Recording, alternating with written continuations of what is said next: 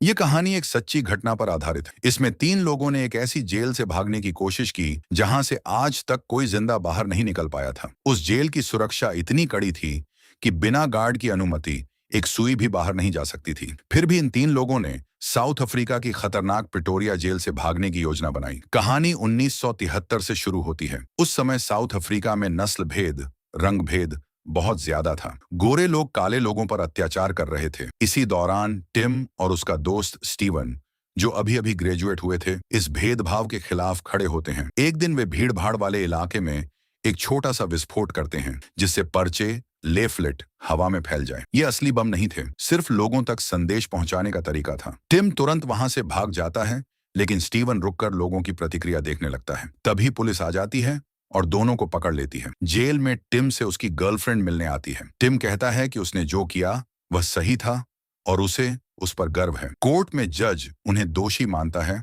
और टिम को 12 साल और स्टीवन को 8 साल की सजा देता है। एक मौके पर स्टीवन भागने की कोशिश करता है, लेकिन पकड़ा जाता है और बुरी तरह पीटा जाता है। इसके बाद दोनों को खतरनाक प्रिटोरिया जेल में भेज दिया जाता है। जेल पहुंचते ही वार्डन उनका अपमान करता है और कहता है कि उन्होंने अपने ही लोगों के साथ धोखा किया है। जेल के अंदर उनकी कड़ी तलाशी ली जाती है और उन्हें अलग अलग कोठरियों में बंद कर दिया जाता है। टिम जेल के दरवाजों और सुरक्षा व्यवस्था को ध्यान से देखने लगता है। सुबह सभी कैदी एक साथ बाहर आते हैं। टिम थोड़ा शर्मीला होता है, लेकिन तभी एक कैदी डेनिस गोल्डबर्ग उसके पास आता है और उसे अपने साथ बैठने के लिए कहता है। यहीं से उनकी जेल की असली कहानी शुरू होती है, जहां मुश्किल हालात में भी उम्मीद जिंदा रहती है। ये एक मशहूर राजनीतिक कैदी की कहानी है, जिसे कई साल पहले अपार्थाइड सरकार के खिलाफ काम करने के कारण पकड़ा गया था। अब वह इसी जेल में अपनी जिंदगी काट रहा है। थोड़ी देर बाद स्टीवन भी उनके साथ आ जाता है। टिम और स्टीवन डेनिस का बहुत सम्मान करते हैं, क्योंकि वह उनके लिए एक हीरो जैसा है। वे डेनिस को बताते हैं कि वे जेल से भागना चाहते हैं। यहाँ पता चलता है कि यह कहानी सच पर आधारित है। टिम जेनकिंस,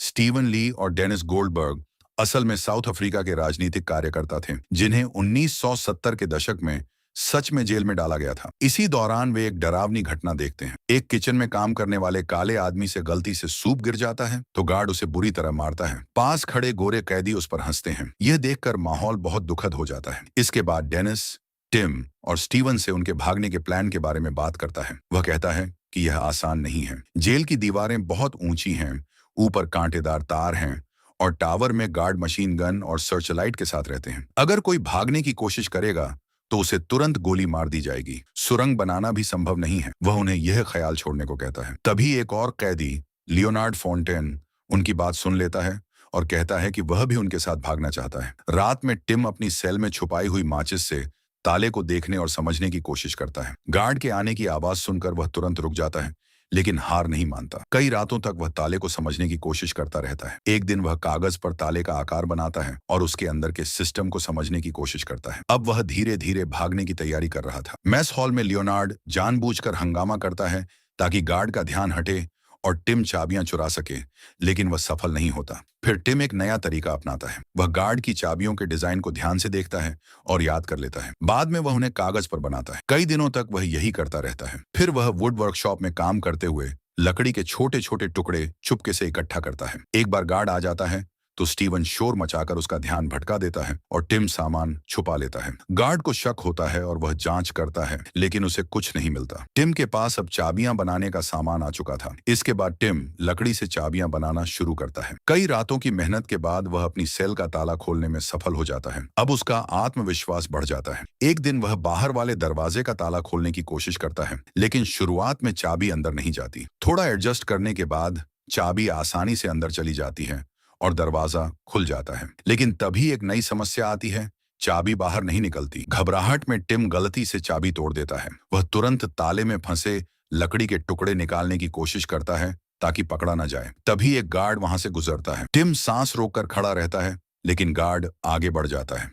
फिर भी टिम लकड़ी का टुकड़ा नहीं निकाल पाता और आखिर में हार मान लेता है। वह बिस्तर पर लेटकर सोचता है कि अब जो होगा देखा जाएगा। तभी उसकी नजर दरवाजे पर पड़ती है। कुंडी बाहर निकली हुई होती है। टिम सोचता है कि शायद गार्ड ने ध्यान नहीं दिया। वह फिर से चाबी अंदर डालता है, ताला खोलता है और दरवाजा बंद कर देता है। जैसे ही असली धातु की चाबी अंदर जाती है, अंदर फंसा लकड़ी का टुकड़ा खुद बाहर निकल आता है। टिम अपनी किस्मत पर हैरान रह जाता है। उधर लनार्ड से मिलने उसका छोटा बेटा आता है। लनार्ड उसे प्यार से समझाता है और कहता है कि वह उससे बहुत प्यार करता है और जल्द ही मिलेगा। फिर वह खिड़की के पास खड़ा होकर सोचने लगता है। तभी गार्ड उस पर जोर से चिल्लाता है क्योंकि वह खिड़की के बहुत पास चला गया था और उसका बेटा डर गया था। बच्चे की माँ आती है और उसे लेकर चली जाती है। लनार्ड गुस्से में गार्ड्स पर चिल्लाता है। बाद में लनार्ड टिम और स्टीवन से कहता है कि वह जल्द से जल्द यहाँ से निकलना चाहता है। अब एक नई समस्या सामने आती है। बाहरी दरवाजा सिर्फ बाहर से ही खुल सकता है, इसलिए तीनों एक नया प्लान बनाते हैं। वे सोचते हैं कि खिड़की की जाली से तार डालकर अंदर चाबी पहुंचाई जाए, लेकिन समस्या यह थी कि चाबी अंदर तो जा सकती थी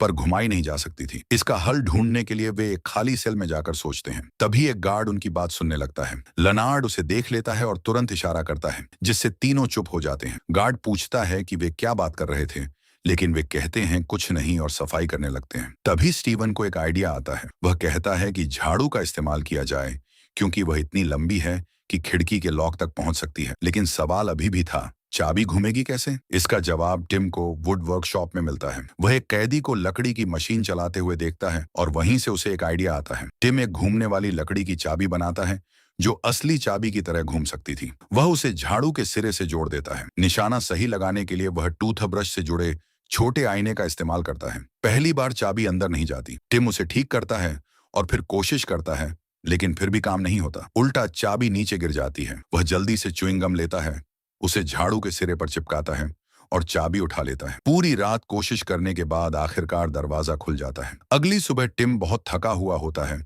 लेकिन खुश भी होता है। अब तीनों चाबियों को एक जार में रखकर बगीचे में छुपा देते हैं। उसी समय एक गार्ड उन्हें देख रहा होता है। उसे पहले से शक होता है। वह स्टीवन का बैग चेक करता है, लेकिन कुछ नहीं मिलता। फिर वह टिम की तरफ बढ़ता है। टिम जल्दी से जार छुपा देता है। गार्ड पूछता है कि क्या कर रहे थे, तो टिम कहता है कि बस गार्डनिंग कर रहे थे। गार्ड मान जाता है और चला जाता है। डेनिस यह सब सुनता है और फिर से टिम को समझाता है कि यह प्लान बहुत खतरनाक है। अगर वे पकड़े गए तो गार्ड उन्हें बिना सोचे मार देंगे, क्योंकि गार्ड हमेशा तैयार रहते हैं गोली चलाने के लिए। अब टीम को समझ आता है कि उन्हें और लोगों की जरूरत है, इसलिए वे धीरे धीरे दूसरे कैदियों को भी अपने प्लान में शामिल करने लगते हैं। ज्यादातर राजनीतिक कैदी उनकी मदद करते हैं। कोई कपड़े लाता है, कोई औजार और कोई जरूरी सामान। अब भागने का प्लान बड़ा होता जा रहा था। गार्ड टिम पर कड़ी नजर रखने लगता है। उसे शक है, लेकिन उसके पास सबूत नहीं है। इसी दौरान एक काला कैदी चुपके से टिम को साबुन देता है। टिम उस पर चाबियों का डिजाइन बनाता है और फिर उसे छुपा देता है ताकि किसी को पता न चले। कुछ समय बाद गार्ड टिम की सेल में आता है और उसे नया कंबल देता है। वह हंसते हुए कहता है कि जिस कैदी ने उनकी मदद की थी उसे भागने की कोशिश में मार दिया गया। यह सुनकर टिम को बहुत गुस्सा आता है, लेकिन वह खुद को शांत रखता है। इसके बाद टिम और लनार्ड भागने की प्रैक्टिस करने का फैसला करते हैं। रात में वे अपनी सेल खोलते हैं, फिर पूरे ब्लॉक का दरवाजा खोलते हैं और धीरे धीरे नीचे उतरते हैं। नीचे पहुंचकर वे सुनते हैं कि एक गार्ड तेज म्यूजिक सुन रहा है। वे चुपचाप दरवाजा खोलने की कोशिश करते हैं। जैसे ही चाबी घुमाने वाले होते हैं, म्यूजिक बंद हो जाता है और गार्ड उनकी तरफ आने लगता है। टिम और लनार्ड तुरंत दरवाजा बंद कर देते हैं और छिपने की जगह ढूंढते हैं। ऊपर जाने का समय नहीं होता, इसीलिए वे पास की अलमारी में छिप जाते हैं। अलमारी का दरवाजा ठीक से बंद नहीं होता, जिससे वे डर जाते हैं। गार्ड सीढ़ियों तक आता है, कुछ बड़बड़ाता है और फिर ऊपर चला जाता है। उसके जाते ही टिम और लनार्ड फिर से अपनी प्रैक्टिस शुरू करते हैं और धीरे धीरे आगे बढ़ते हैं। वे देखते हैं कि रिकॉर्ड प्लेयर एक ही जगह अटका हुआ है। वे एक और दरवाजा खोलते हैं। उसी समय ऊपर बैठा गार्ड उनकी कोठरियों में झांकता है। उसे कंबल के नीचे किसी आदमी जैसा दिखता है, लेकिन वह सिर्फ तकियों का ढेर होता है। तभी ऊपर एक कैदी जोर जोर से खांसने लगता है। यह सुनकर टिम और लनार्ड समझ जाते हैं कि आगे बढ़ना खतरनाक है। वे धीरे धीरे सभी दरवाजे बंद करते हैं और फिर अलमारी में छिप जाते हैं। गार्ड नीचे आता है और फर्श पर पसीने की बूंदें देखता है, जो उनके भागने के दौरान गिरी थी, लेकिन वह ज्यादा ध्यान नहीं देता। जूते से साफ करता है और चला जाता है। टिम और लनार्ड राहत की सांस लेते हैं और अपनी कोठरियों में लौट जाते हैं। सुबह कैप्टन स्नेपल और गार्ड टिम की कोठरी में आते हैं। टिम गहरी नींद में होता है, इसलिए घंटी भी उसे नहीं जगा पाती। वे उसे उठाकर पूछताछ करते हैं। स्नेपल समझ जाता है कि टिम रात भर जाग रहा था। टिम कुछ नहीं बताता और माफी मांगता रहता है। गुस्से में स्नेपल उसे धमकी देता है। वे उसकी कोठरी की तलाशी लेते हैं। इसी दौरान लनार्ड की कोठरी भी चेक होती है। गार्ड उसके बेटे के पत्र फाड़ देते हैं। यह देखकर लनार्ड गुस्सा हो जाता है, लेकिन गार्ड उसे पकड़कर ले जाते हैं और एकांत में बंद कर देते हैं। बाद में स्नेपल टिम को बुलाकर डांटता है और उसका सामान फेंक देता है। तभी उसे लकड़ी की चाबी का एक छोटा टुकड़ा मिलता है। टिम घबरा जाता है, लेकिन संभल कर कहता है कि यह फोटो रखने का स्टैंड है। स्नेपल को शक तो होता है, पर वह उसे छोड़ देता है और चेतावनी देकर चला जाता है। इसके बाद टिम बहुत तनाव में आ जाता है और उसे घबराहट होने लगती है, लेकिन वह हिम्मत नहीं हारता। वह चाबियों को अलग अलग जगह छुपाने लगता है और लगातार प्रैक्टिस करता है। एक दिन वह दांत के डॉक्टर से लौटते समय एक खराब बिजली वाले दरवाजे को देखता है। वह समझ जाता है कि भागने के लिए इस दरवाजे का तरीका भी जानना जरूरी है। अगले दिन वह गार्ड टावर का निर्माण देख लेता है। बाद में वह बाकी कैदियों को बताता है कि उनके पास 15 दरवाजों की 39 चाबियां हैं, लेकिन फिर भी भागना आसान नहीं है। डेनिस मना कर देता है और कहता है कि यह बहुत खतरनाक है। टिम समझाने की कोशिश करता है, लेकिन बाकी कैदी डेनिस का साथ देते हैं। इस बात पर लेनार्ड और डेनिस में बहस हो जाती है।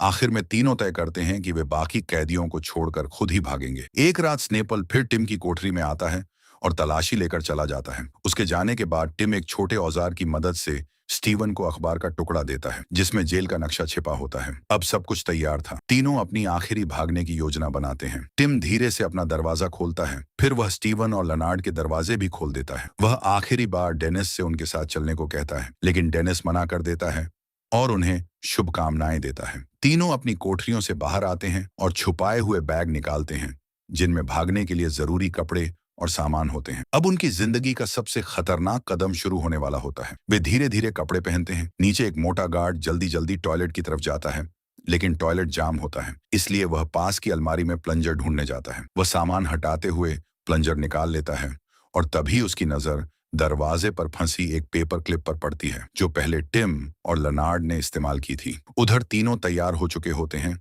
और ब्लॉक का दरवाजा खोलने वाले होते हैं। तभी उन्हें नीचे से गार्ड की आवाज सुनाई देती है। माहौल तनाव से भर जाता है, लेकिन लेनार्ड हिम्मत करके दरवाजा खोल देता है। तीनों धीरे धीरे नीचे जाते हैं और उसी अलमारी में छिप जाते हैं। लेकिन अब समस्या यह होती है कि गार्ड पेपर क्लिप ले चुका होता है, इसलिए टिम अपनी उंगली से दरवाजा पकड़े रहता है ताकि वह खुल न जाए। थोड़ी देर बाद गार्ड प्लंजर वापस रखने आता है। तभी डेनिस उनकी मदद के लिए ध्यान भटकाता है। वह खुद को हल्का बिजली का झटका देता है और जोर से चिल्लाने लगता है। गार्ड ऊपर चला जाता है, ये देखने की क्या हुआ। मौका मिलते ही टिम, स्टीवन और लेनार्ड अलमारी से निकलकर आगे बढ़ते हैं। वे एक एक करके कई दरवाजे खोलते जाते हैं, लेकिन अचानक उन्हें रास्ता बंद मिलता है। अब उन्हें समझ आता है कि लेनार्ड को वापस जाकर बजर दबाना होगा, जिससे बिजली वाला दरवाजा खुलेगा। लेनार्ड ऐसा करता है और दरवाजा खुल जाता है। तीनों जल्दी से अंदर जाते हैं। अब वे आखिरी दरवाजे तक पहुंचते हैं, जो आंगन की तरफ जाता है। वे अंदर झांकते हैं और देखते हैं कि बड़ा गेट खुला हुआ है, लेकिन समस्या यह होती है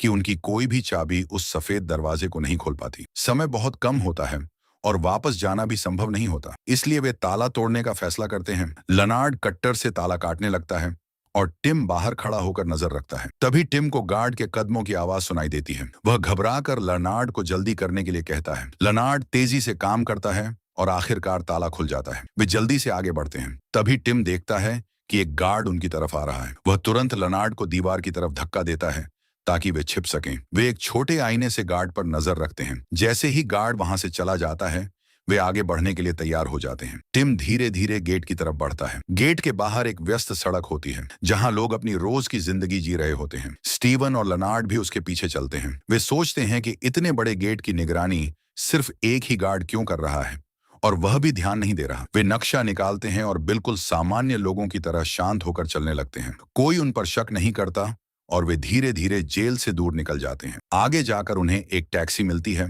जिसे एक अश्वेत ड्राइवर चला रहा होता है। वे उससे उन्हें ले जाने को कहते हैं। ड्राइवर हैरान होता है, क्योंकि उस समय आमतौर पर गोरे लोग अश्वेत ड्राइवर की टैक्सी में नहीं बैठते थे। फिर भी वह उन्हें बैठा लेता है। सुबह जेल में गार्ड रोज की तरह कोठरियां खोलता है। डेनिस उसे नमस्ते करता है। सब कुछ सामान्य लगता है, लेकिन गार्ड को शक होता है क्योंकि टिम और स्टीवन बाहर नहीं आते। वह अंदर जाकर देखता है और चौंक जाता है। दोनों की कोठरियां खाली होती हैं। बाकी कैदी हंसने लगते हैं और गार्ड घबराकर अलार्म बजाने दौड़ पड़ता है। जेल में हड़कंप मच जाता है। उधर तीनों अपनी सफलता का जश्न मना रहे होते हैं। वे बहुत खुश होते हैं, हंसते हैं और चिल्लाते हैं। ड्राइवर समझ नहीं पाता कि वे इतने खुश क्यों हैं। टिम अपनी लकड़ी की चाबी को देखता है और उसकी आंखों में खुशी के आंसू आ जाते हैं। उसे यकीन नहीं होता कि वे सच में भाग निकले। पूरे साउथ अफ्रीका में उन्हें पकड़ने के लिए बड़ी तलाश शुरू होती है, लेकिन फिर भी वे बच निकलते हैं। आखिरकार वे सीमा पार करके सुरक्षित लंदन पहुंच जाते हैं। वहां वे फिर से अपने संगठन से जुड़ते हैं और रंगभेद के खिलाफ लड़ाई जारी रखते हैं। 22 साल जेल में बिताने के बाद डेनिस गोल्डबर्ग को 1985 में रिहा कर दिया जाता है। यहीं इस कहानी का अंत होता है।